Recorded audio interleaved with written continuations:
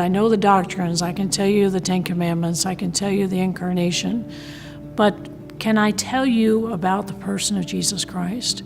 And that's what the Alpha is. It's the beginning of having that relationship. So my primary thing is living my life as a Dominican sister, Mary Mother of the Eucharist. I'm in the position of administration and a principal of a Catholic school, and the joy every day is just seeing the happy faces of the children that I encounter. In Catholic education, we look at forming children. We want their mind, their heart, socially, physically. We want the whole child, and in particular, that's what we bring as far as the Dominican charism.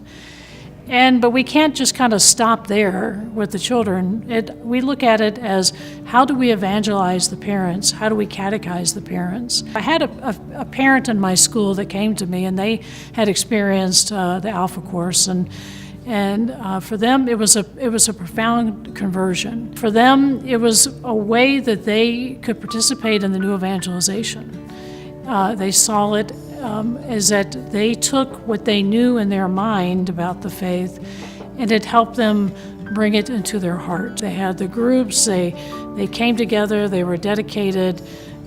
Beautiful friendships were formed from that. So the question would be, why would you want to do the Alpha course in a school? Aren't you just supposed to be educating the children, and you kind of go through your month-to-month thing, we have back to school night in September, we have something, around Thanksgiving, around Christmas, and you kind of check it off the list.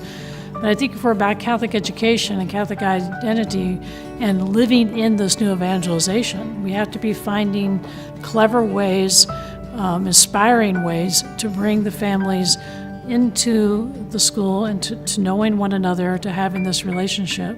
And the last thing I need is one more thing to do as an administrator, and even talking to a priest about it who's a pastor. I mean, he's busy, and he's like, he said, sister, what's wonderful about this is I really didn't have to do anything. Alpha is a beginning, and sometimes it's I don't know enough, or even like in our culture in the school, there can be the impression that, I don't know my faith as well as everyone else around me. I may be the one asking the stupid question, and that's another thing I loved. What attracted to me about the whole format was, if someone asks a question that is kind of like, everyone knows that answer, you don't say that. You just don't say anything. And there's a freedom in that, and because someone has to ask, if you look at the Gospels, the apostles asked some really stupid questions. Look at Peter. He's experienced this thing, and then he wants to build a tent.